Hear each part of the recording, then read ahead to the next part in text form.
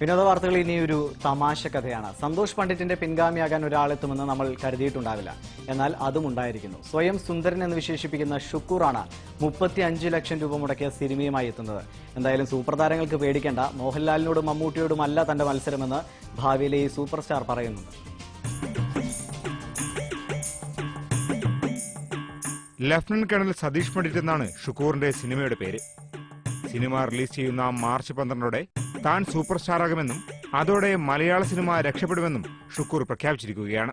മമ്മൂട്ടിയും മോഹൻലാലും പേടിക്കേണ്ട, തന്റെ മത്സരം അവരോടല്ല എന്ന് ഷുക്കൂർ തറപ്പിച്ച് പറയുന്നു. കഥ, തിരക്കഥ, സംവിധാനം, സംഭാഷണം, ആലാപനം, മ്യൂസിക്, ആർട്ട്, കോസ്റ്റ്യൂം, പ്രൊഡക്ഷൻ, അങ്ങനെ പോകുന്ന ഒരു മൊത്തം സിനിമയുടെ ഏകദേശം വിഭാഗങ്ങൾ 21 വിഭാഗങ്ങൾ ചെയ്തിട്ടുണ്ട്. 18 മേഖല ചെയ്തിട്ട് സ്വന്തം സൂപ്പർ സ്റ്റാർ എന്ന് ഒരാൾ പറയുന്നുണ്ട്. അപ്പോ 21 അല്ല, ഞാൻ പറയട്ടെ, 21 വിഭാഗങ്ങൾ ഞാനും ചെയ്തില്ല. അപ്പൊ എനിക്കും സൂപ്പർ സ്റ്റാർ ആവാലോ. ഇനി സിനിമയുടെ കഥ കേൾക്കാം. കോടമ്പക്കത്തേക്ക് സുന്ദരേഷൻ എന്ന് പറഞ്ഞ ഒരാള് മാളവിക എന്ന ഒരു നാട്ടിൻപുറത്തുകാരി പെൺകുട്ടിയെ കൊണ്ടുപോകുന്നു.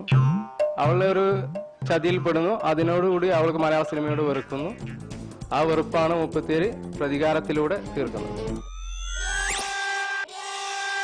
സിനിമയ്ക്കായി ഷുക്കൂറും തിരുവനന്തപുരത്തെ നിർമ്മാതാവും ചേർന്ന് മുടക്കിയത് 35 ലക്ഷം രൂപയാണത്രേ. നിർഭാഗ്യവശാൽ ഈ നിർമ്മാതാവിനെ വാർത്താസമ്മേളനത്തിൽ കണ്ടില്ല. ഷുക്കൂറിന്റെ വീരവാദങ്ങൾ കേൾക്കുന്നവർ ചിലരെങ്കിലും സമീപകാലത്ത് കേരളത്തിലിറങ്ങിയ ഇത്തരത്തിലുള്ള മറ്റൊരു കഥാപാത്രത്തെ ഓർക്കുന്നുണ്ടാകും. ഏഷ്യാനെറ്റ് ന്യൂസ്, കോഴിക്കോട്.